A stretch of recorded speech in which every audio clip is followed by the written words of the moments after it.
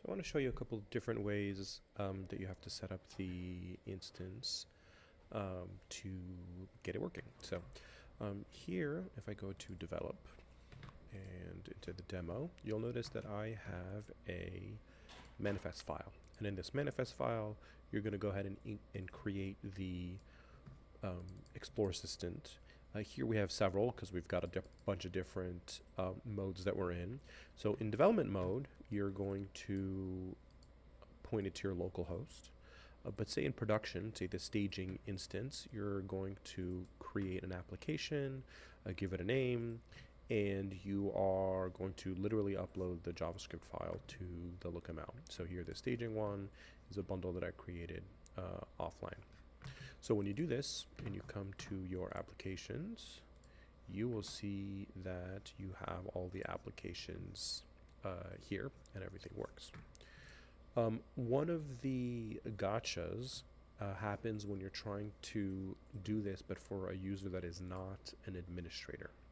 So if I go into the admin and I go to users, I am going to find a user called assistant.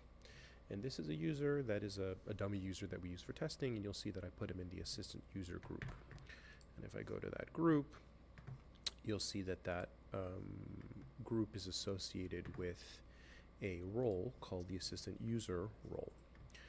And this role needs a minimum of permissions. Specifically, it needs to be able to reuse the Explorer. It needs to be able to get the LookML because that's what we're using to load the semantic model, and it needs to be able to use the SQL runner. That's what we use to hit the API to get the examples for BigQuery.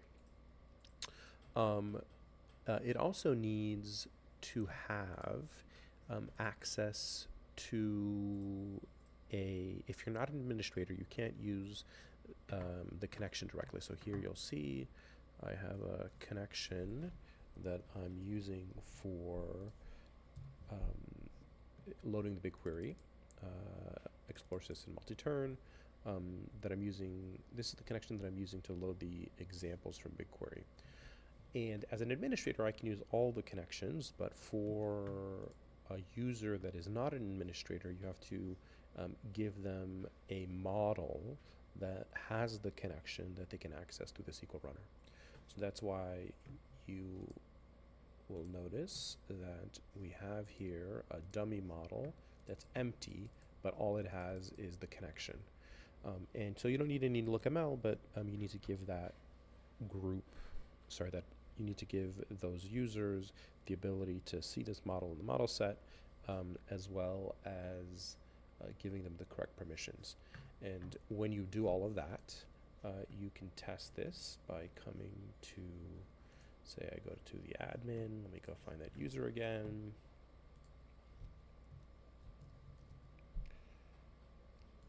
I'm going to go find first name, assistant. This is how I test it. And you can indeed come here and everything works. So that's how you do that.